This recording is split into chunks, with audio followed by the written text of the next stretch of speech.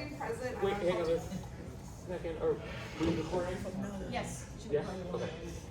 So hang on a second. We need audio now.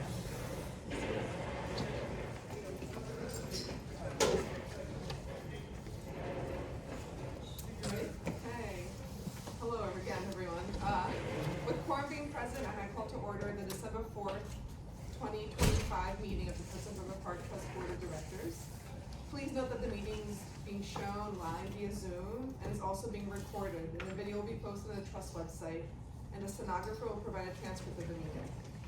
The directors have received the agenda in advance of the meeting and are free to ask questions or comment at any time on the action items submitted for approval today.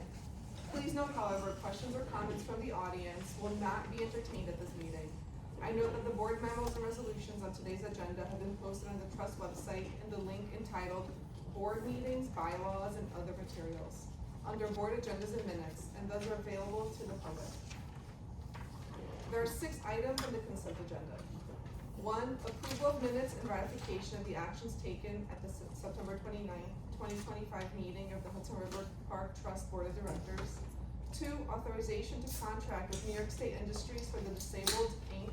for park-wide interior cleaning services.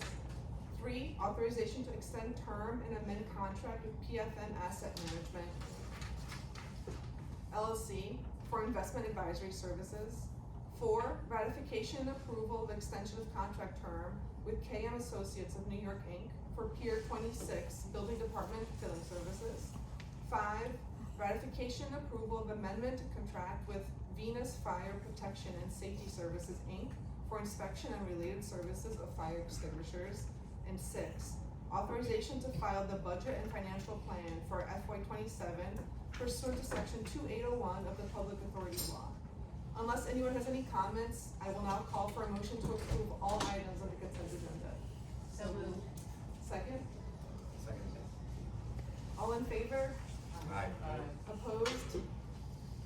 Abstentions?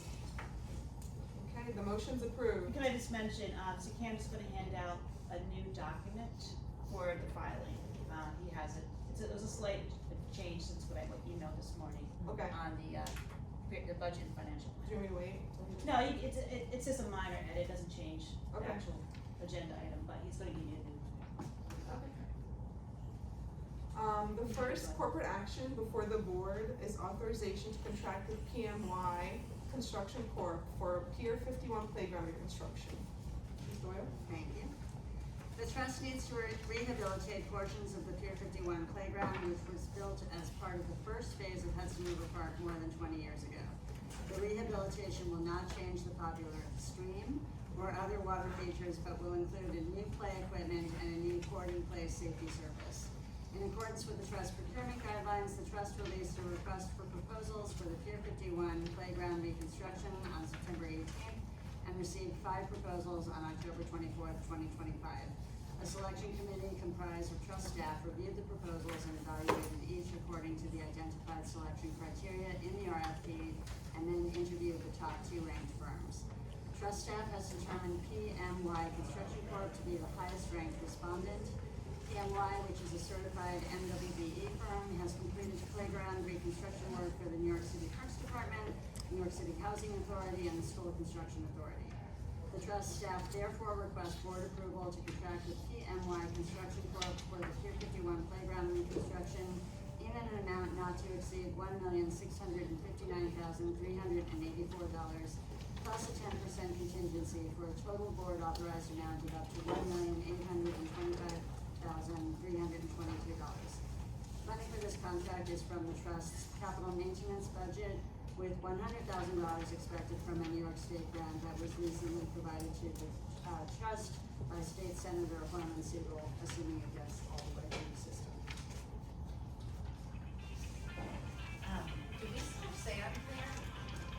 We have not had sand there for a long time. Just checking. I have 25 now, that's why I'm checking. It was always a drain problem, we've just had to get our just sand pick and up washing sand Market Park. and pour it Yeah. into drains. Yeah, no, it's hardwired. Yes, exactly. So what does the reconstruction involve? What already? Sure. So the Pier 51 is a stubby little pier of sorts, and it has a bow of a ship outside the perimeter of the playground fence line. So the work is occurring within the Pier 51 playground fence line. It is new play equipment, so it's going to be the compan play equipment that we have at Pier 25, which is very popular, readily available, very durable, and a new play surface. There's a sort of little embedded stream, air quotes, that is popular, and there are water features that are there that will remain as well. So it's removing the play surface, removing the play equipment. The play equipment itself is the main cost. We're repainting the fence. You know, it's more properly really a rehab, not a reconstruction, sort of. Yeah. How long will the play equipment, what's the lifespan on it? I mean, what they say and what actually lasts are two different things. I mean, Kevin, I'm getting it's like 10 years or something, the warranty. Yeah, we've had, compound is usually 10 to 15 years. But in reality, and you may not know this, all playgrounds, state parks, city parks, there are playground inspectors that go in regularly assessing the play surface, the nuts and bolts, the everything else like that. So we sometimes have to do tweaks to things, replace a rung on a ladder or whatever it is in advance, but usually these things last way longer than the warranty. So. And it's board, not panels, not tiles. Correct, yes. Any other questions? Okay, I'll call for a motion to authorize the trust to contract with PMY Construction for Pier 51 playground reconstruction. Second? All in favor? Aye. Opposed? Abstentions? Okay, motion's approved. The second corporate action item before the board is adoption of the 2025 revenue guidelines. Revenue generating contracts are those that grant a particular use or occupancy right within Hudson River Park, generally in consideration for payment to the trust. Examples include permits, concessions, sponsorships, leases, and licenses. The current version of the trust revenue guidelines was approved by the board at its November 2019 meeting. Trust staff periodically reviews the revenue guidelines and now recommends revising the revenue guidelines in the following areas. First, staff recommends expanding the types of contracts that are exempt from formal competitive procurement to include pilot projects intended to test the market, revenue procurements that have recently failed to generate sufficient market interest in response to a formal solicitation. I talked to you recently about the carousel operator as an example of that bucket. Concessions for which the primary purpose is to provide a service for park patrons, such as vending machines and some small mobile food carts. And occupancy permits for uses in areas of the park that are subject to future construction or repair work, such as at Pier 40. Second, staff recommends allowing the trust to issue a recurring special event permit for a similar period of time over a period of up to 3 years, which would provide the trust with more certainty with respect to projecting and securing future revenue streams. An example of that is something like the High Rocks special event that occurred on Pier 76 that was successful. Typically, things like that talk to us the day after saying, can we renew, or whatever it is. In some cases, it would be nice for us to have up to 3 years of locking in a price initially, and certainty for us and them. And then third, the proposed guidelines include language to reflect current practices related to reviewing proposals submitted in response to a competitive procurement, such as permitting proposals to be submitted electronically. Finally, minor edits have been made to the document to provide greater clarity on both the purpose of the guidelines and the documentation required to support decisions regarding awards. A copy of the 2025 revenue guidelines and a redline comparison from the 2019 version has been shared with all directors. You should know that this is not a requirement of all the public authorities, everything. This is our own good governance practice that we have been abiding by since this was created. So trust staff thus requests board approval and of the Hudson River Park Trust Guidelines for revenue generating contracts dated December 2025.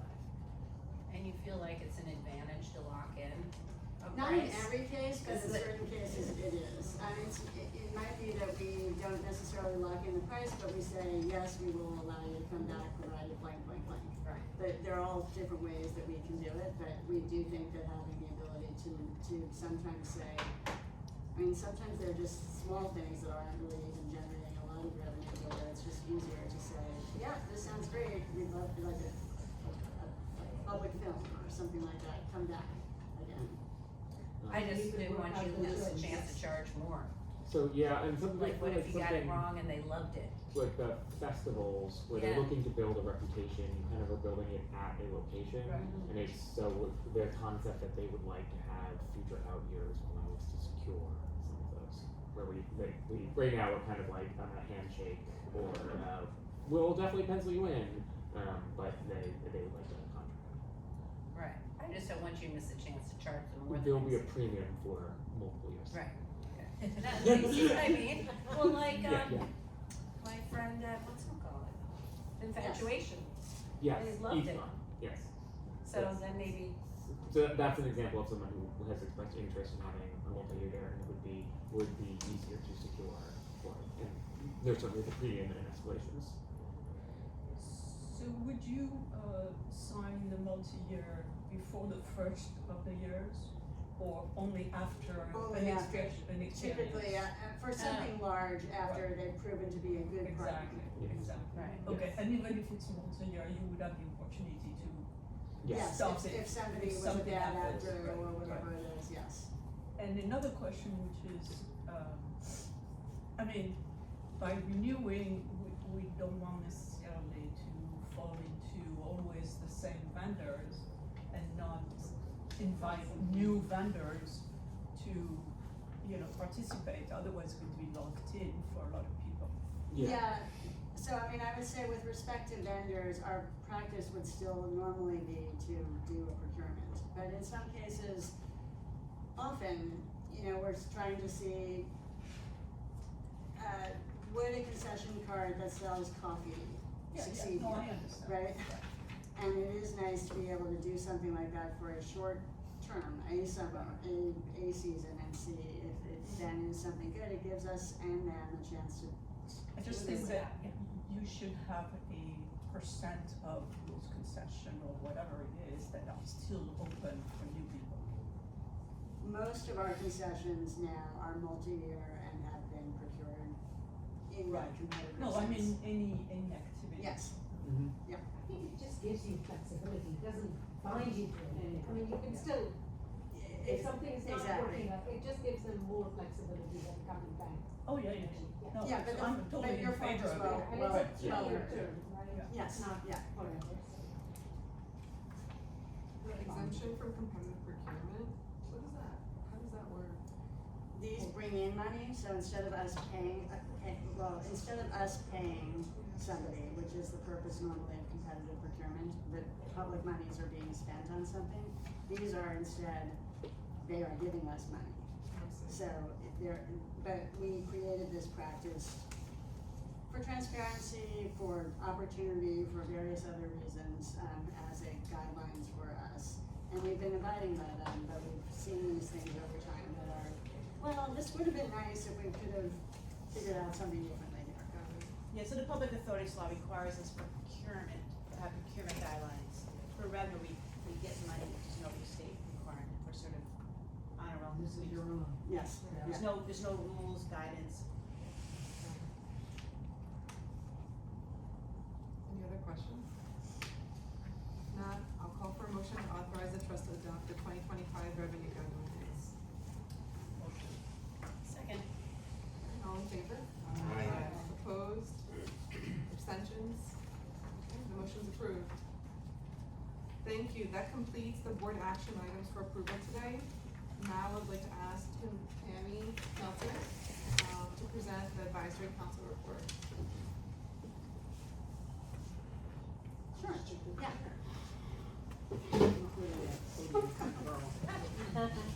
you don't feel the power.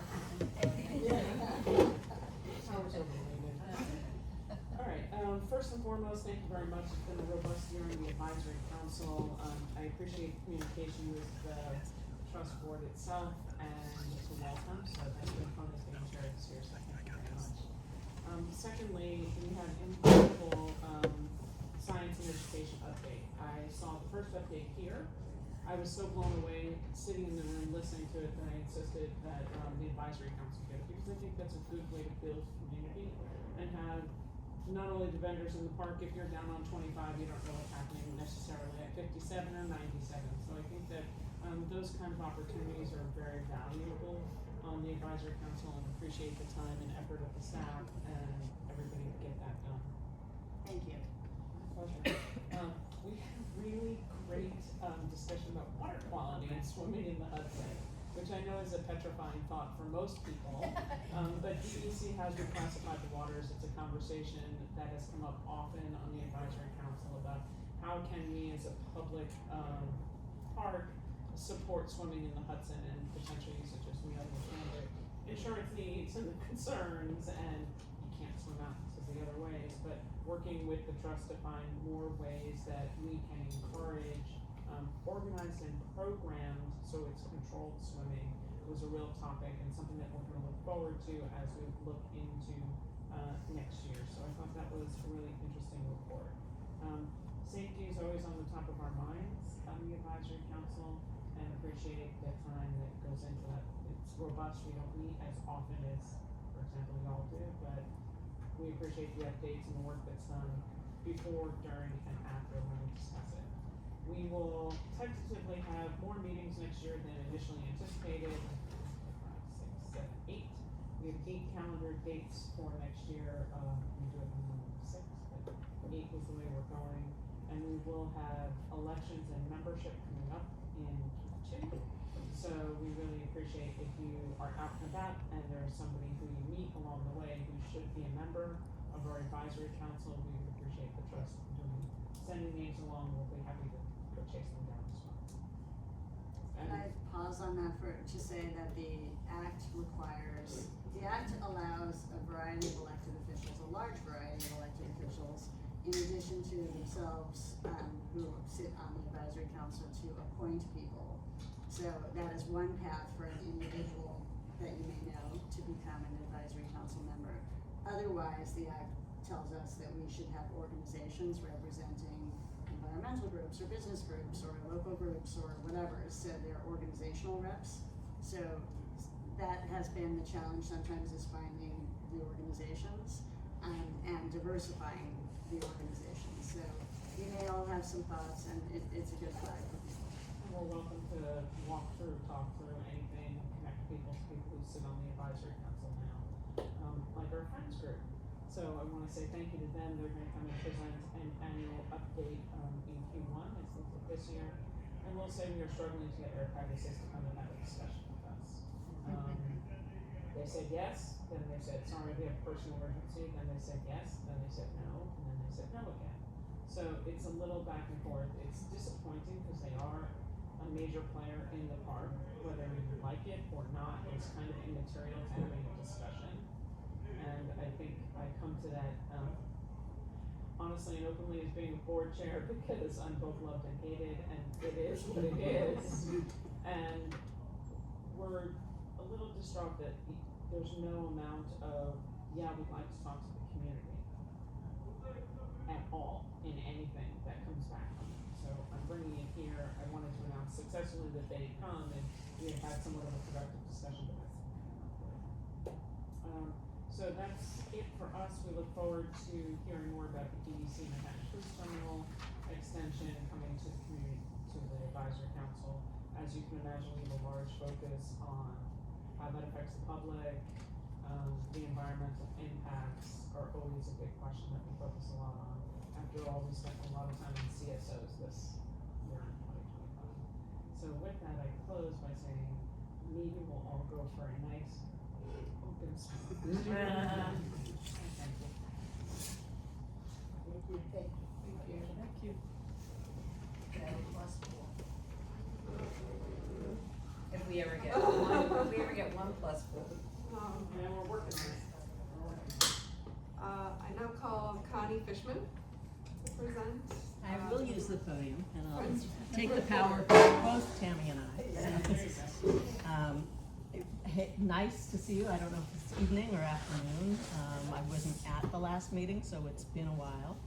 Since then, we held our gala on October 9th, which a lot of people in the room here attended, and hopefully you all enjoyed yourselves. We received a lot of great feedback for the new format that we instituted. However, it did not raise as much money as we would have liked. Interestingly, the people who bought the highest end accommodations, that area sold out, and we had many fewer people at the lower end, especially in the sort of free-for-all area where there was seating but not assigned. So we are going back internally and trying to figure out what to do for next year and how to change things so that we can get both the environment people liked with the revenue that we had before. However, internally, what we're hearing from our peer organizations is also that their galas since COVID have also not been where they were before. We're not sure if this is just too many galas, people are sick of them, or they're happier sitting home in their pajamas, and we're gonna have to figure that one out.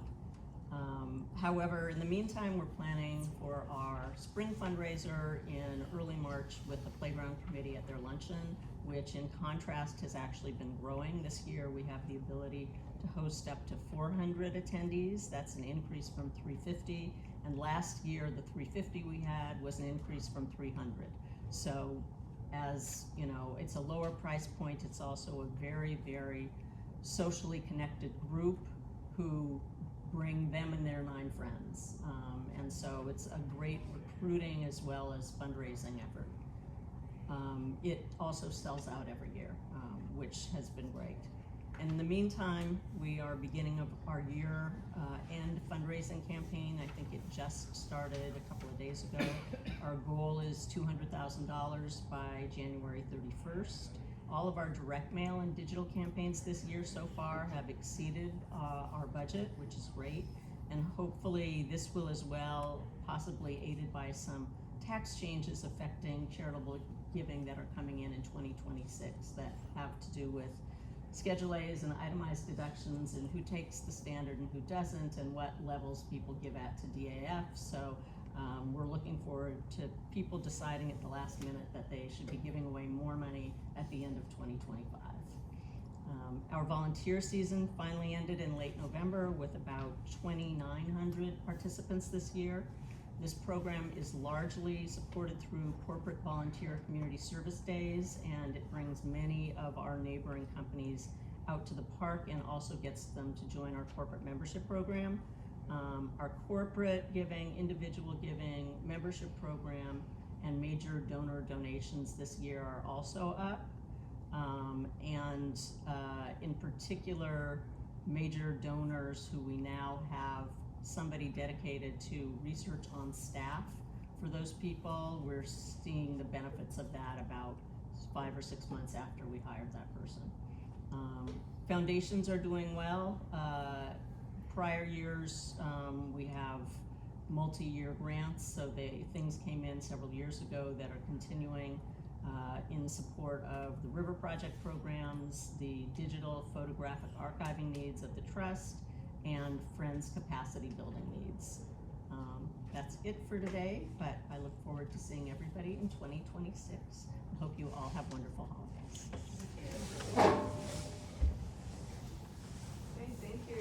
I would now like to ask Ms. Royal to present the planning report. It's going to be a briefer report than usual, because we have some things to discuss in executive session, but I will point out that you've all received electronically as well as here a very robust report that we provide to the advisory council in advance of the advisory council meeting. So please do take a read when you get a chance, and any of us will be happy to answer any questions at any point if you have any.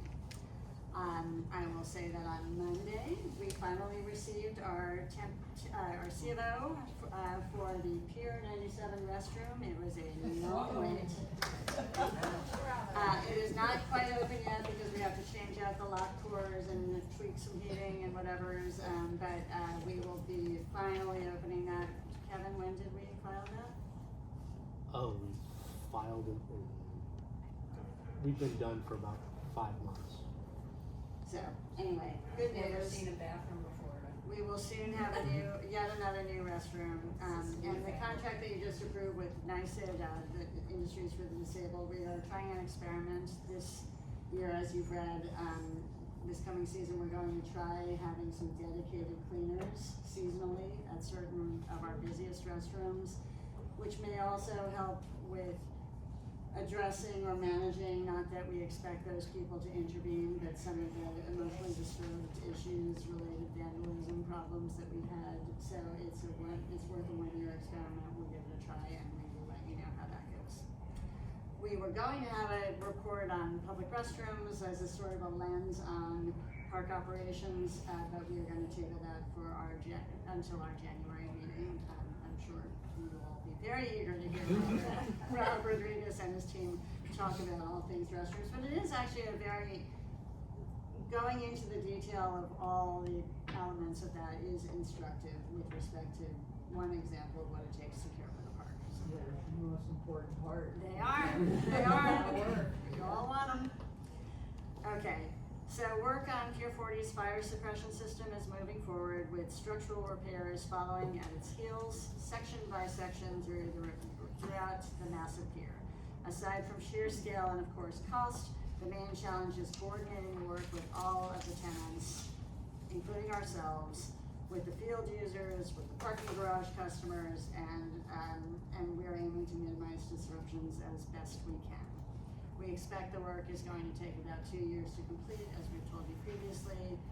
Probably in January, we will be giving you a more detailed update on the status of the individual procurements and where the money is related to all of that work. As you'll remember, we have Hudson already and holding a master contract. They're doing many competitive procurements associated with the various scope items as they're available. So we initially approved a $25 million contract we are spending, and we'll be coming back at some point, probably before the end of the fiscal year, to ask you to increase that, but we'll give you some more insight then. Meanwhile, we've also notified our ball field customers and our permittees that we are going to be closing rooftop field number 1. That is the first field that was built as part of Hudson River Park. It's the one that has the killer view of the south side of the skyline downtown. The surface is just worn, and we need to do it for safety. So there is no way to do that kind of work in the wintertime because it's temperature sensitive, so we will do it in spring and aim to get it done as quickly as we can. And meanwhile, Robert and his team will juggle permittees as best we can. The Hudson Tunnel project construction area has now expanded from where it was in September. They're now south of the heliport premises at 29th Street, and it's soon going to be moving a bit further south because they need to put in their dry house, essentially their employee work area in that zone. So they're going to be temporarily removing our sculptures known as two large tables, probably as early as next week, and then expanding the fence line to encompass that work. We have our art preservation consultant that they're paying for through their team, helping make sure that is done properly and that the art is secured and safe during the construction period until it can be reinstalled. We are also working closely with them on protecting other park assets. They have expanded their marine presence. The work is occurring now, and basically it's a very busy area if you are in the vicinity of the 29th Street zone with respect to gateway construction. We are also probably next week issuing a short-term permit to the Battery Park City Authority so that Verizon can relocate some of their existing utility lines within the southernmost lawn panel area of Hudson River Park. And they'll be replacing them with new fiber optic lines, which actually is beneficial for our own operations. That is the first phase of their much larger project. They're still waiting for their DEP permits for their much larger project, and we will require them to restore that temporary lawn if for whatever reason that permit hasn't come in within some reasonable period of time after their Verizon work is done, so that there's temporary public access in the meantime. It doesn't have to be instant, but if there's going to be a years-long lag, we will require something to try to reopen the area to the public. they don't expect clearly it to be a years long lag, but we are building that into the permit just in case. We are working with consultants in the meantime to continue to try to work out the details of the access and other things. It's a big impact, as we knew it would be, as Gateway is, and we just are doing our best to work through with them the issues and manage the space with respect to public access as best we can, and they have the same interest. At this time, Battery Park City does not expect any of their in-water construction in the area between the south side of Pier 25 and their northern boundary to occur until after the busy boating season next year, and that is welcome news for a lot of boating customers and others for us. Okay, I have a few pictures here. We have been, for the last few years, doing a little bit of seasonal decorating out in the park. This year, for the first time, we put lights at, that's Pier 64, that's the LA. At Pier 64, that is the Christopher Street fountain on the top right, and that's the Chelsea Waterside picnic area. And then if you go to the next slide, we also did the Pier 84 fountain area with our board team. Many of the plants that They're so shy. both here and at Christopher Street are the ones that were donated to us through friends that were at the gala as the decor. So they're having a very nice, lively life until they are planted in the springtime. So it's a nice thing for friends to see as well here. And the next slide is today we were doing some staff bulb planting at the end of the season after. If there are bulbs left over, we get the team out, so a whole bunch of us came out and planted for about an hour and a half, and we had a special visitor, which is a little hard to see. There is debate about whether it is a red-tailed hawk or a Cooper's hawk. It was enormous. After we all spotted it, it was flying over all of us for quite a while. It was pretty special to see, actually. It was pretty fun. It's probably right. Where is it? It looks just like that. They had a pigeon in it. So, Coopers are small. Yeah, Coopers are small. I looked it up myself. Someone definitively said Cooper's hawk. Our education team thought it was a red-tailed hawk, but I didn't see any You red. didn't see So the tail. I'm going with your Cooper's hawk. Okay, Rose wins. Rose gets the sighting. Okay. And next slide, we also had the Seneca chief. We had notified you at the time that Governor Hochul was in the park in October, late October, welcoming the Seneca chief for the Erie Canal anniversary, and that was a fun event down at Pier 25. And now, no more pretty pictures. The balance of the report is the financial report. State finance law requires a mid-year budget update with explanations of variances greater or lesser than 5% of the adopted budget. Details of these variances are included in the 6-month financials that were distributed to the board and will be posted on our website. And I'm about to give you a high-level review of the results for the first half of the year, which is through September 30th, and an update on our spending on capital projects. As in recent years, the trust is a bit ahead in terms of revenues and is a bit under budgeted at spending at the mid-year point. Right now, it seems very likely that we will exceed the operating surplus of $7.5 million that was budgeted for FY26.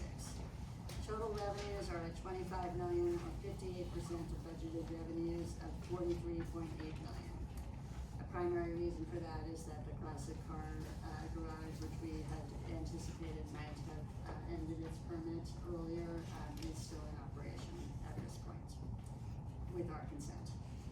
Parking revenue is at 55% of budget, while lease and occupancy permit revenue is at 53% of budget, reflecting the higher revenues expected that we would normally expect during the nice weather seasons of the park for all the seasonal occupancies.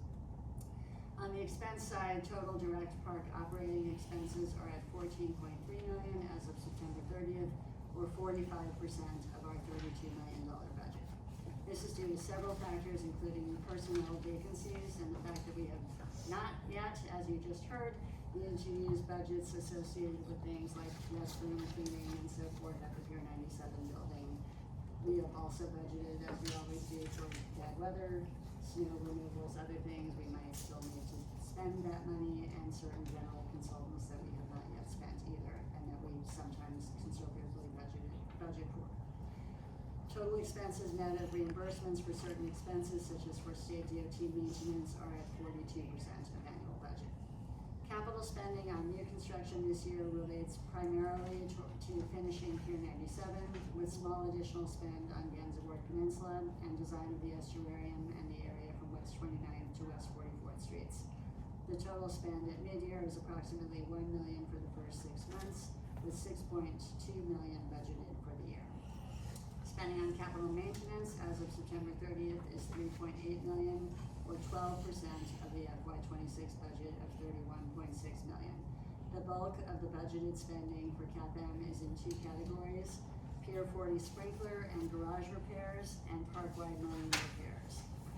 Combined, the trust had projected spending over $18 million on these projects, but in both cases, the trust is running behind. Pier 40 spending is now underway, is starting to pick up in terms of monthly bills coming in. The structural work is a little later starting than we expected. The fire suppression work is pretty much on schedule, but the bills will start growing pretty quickly for Pier 40, given that the approvals are in place and the work is underway. In the case of the marine permits, we don't yet have our regulatory approvals, so therefore the work didn't start this year.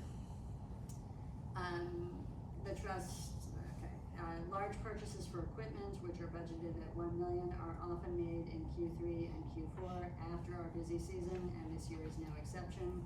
In all, total spending for capital maintenance and new construction is currently projected to come in at less than 35% of the FY26 budget.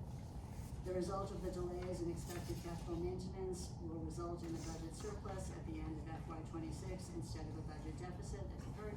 The size of the ultimate surplus or deficit realized will depend on how many HRPG-funded capital maintenance projects can be undertaken before the end of the year. I'll pause there. Any questions? Okay. Almost finally, the trust, with the support of the Office of General Services and its broker A.J. Gallagher, procured the commercial general liability and property coverages effective as of December 1st. Some good news is that our general liability coverage decreased slightly from last year by around $110,000 due to the overall decrease in the number of active construction contracts now that Gansevoort and Pier 97 are complete. The approximately $5.1 million total premium is paid by New York State and New York City pursuant to our ground leases and the Act. The trust pays for property insurance from its own operating revenues. For the coming year, our premium for property insurance has increased by about $25,000 due to adding the Pier 97 building and some additional equipment for a total cost of approximately $383,000. We appreciate the effort made by both OGS and A.J. Gallagher in procuring our insurance policies each year, which seemingly always comes together right around the Thanksgiving holiday. We are an atypical market for this kind of insurance, so it is actually a very big effort. The city and state are self-insured, so the fact that we have to go out and do this is atypical. Okay, in your board handouts, you also have a copy of the proposed schedule for calendar year 2026 for both board meetings and committee meetings. As in the past, we're asking you to hold 2 dates in late March to make sure we have a quorum to pass the budget. Please take a look at that and let us know if there's any problems.